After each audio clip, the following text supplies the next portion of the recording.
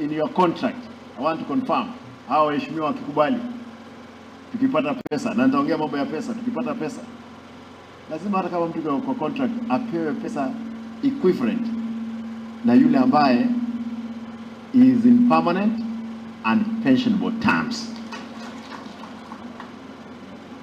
Kwa sababu hawa watu, wacha nione tu ni wangapi. Unajua hapo ndio sasa machungu yanaingia, si ndio?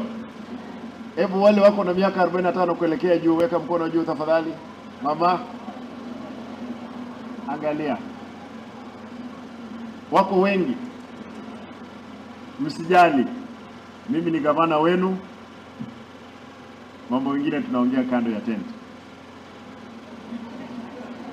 kwa sababu kuna hizi picha. Mambo mengine tutaongea kwa sababu mmefanyia county kazi nzuri, lakini kazi ambayo mmefanya imekuwa ni teke. Asante ya punda ni nini? Mateke, ambayo hatuwezi kubali. Kwa hivyo, Bwana Chairman, I want to plead with you that latest January, the 500, I wanted to have those figures.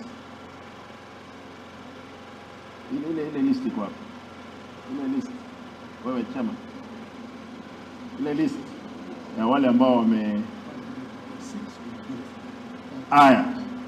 536 is important to know. 536 teachers will qualify for permanent and pensionable terms.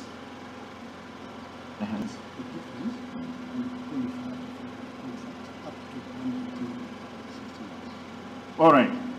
The other team will qualify for contract, which will run until they attain the age of 60. 3 of the teachers, they are retiring this year. Hao walimu wako wapi?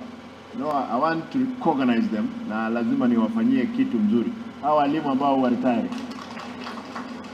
Sababu hao watu wamesumbuka, wako wapi hao walimu?